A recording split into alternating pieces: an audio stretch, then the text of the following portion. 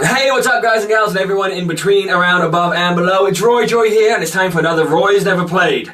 Let's do this. This is a game that I have no right excuse to have never played before, but it has been haunting me and I have been embarrassed to even admit on this channel that it's something that I've never played before. I am, of course, talking about the worldwide phenomenon that has attached itself to the hearts of so many people, the game known as Pokémon. Yes, I have somehow never managed to play Pokémon in my entire life. I don't know how I managed to avoid this thing. It just never really popped up. I would watch the TV show, but the game itself always eluded me. And I don't mean that I never played after a certain generation or whatever. I mean that I have never picked up a single copy of the game. That has all finally changed as I have now picked up Pokémon Red on the 3DS's virtual console. I've been playing it for the last week and it's time for me to finally give you my thoughts. My entire time playing this game has been filled with this weird existential awareness that I am finally taking part of a piece of gaming history. For the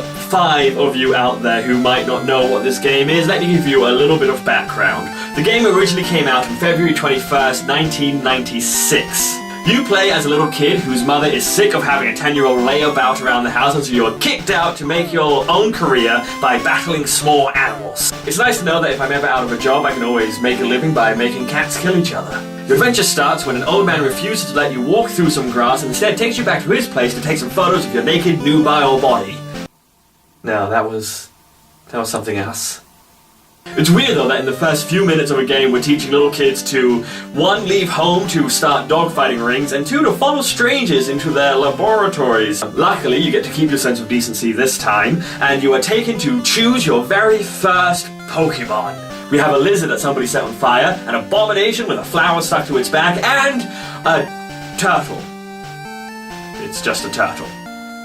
And from there I was off on my very first Pokémon adventure. There are no more men going to take me back to their places ever again. From here you get to experience all that the world has to offer. You battle your way through the country, stealing everyone's money until you are finally crowned the Pokémon champion.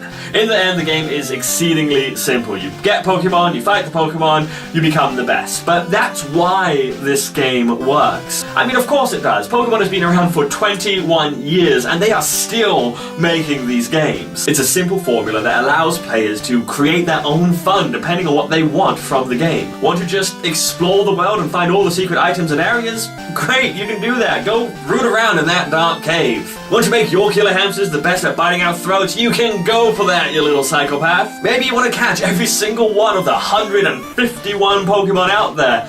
You can do that too. I mean, it shows that you have no friends, but you can do that. Pokemon is still around for a reason.